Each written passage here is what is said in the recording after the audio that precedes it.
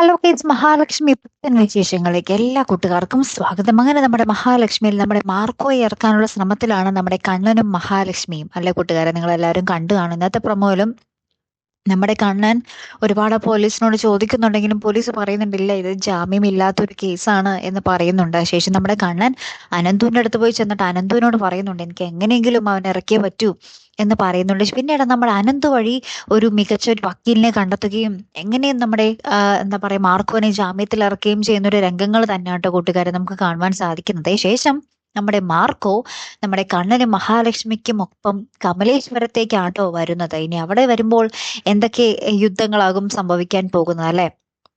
നമ്മുടെ കണ്ണന്റെയും മഹാലക്ഷ്മിക്കൊപ്പം നമ്മുടെ മാർക്കോ വന്നത് കാരണം തന്നെ നമ്മുടെ കരുണയ്ക്കും ഉണ്ണിക്കും ദുർഗയ്ക്കും ഒക്കെ നമ്മുടെ മാർക്കോ ഒരു ശത്രു ആയിരിക്കും അല്ലെ കൂട്ടുകാരെ.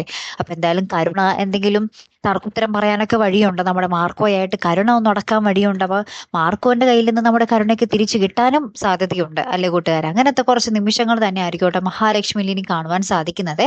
കാത്തിരുന്ന് തന്നെ കാണാം. അപ്പൊ അടുത്തൊരു വീഡിയോയുമായി വരുന്നത് വരയ്ക്കും ഗുഡ് ബൈ.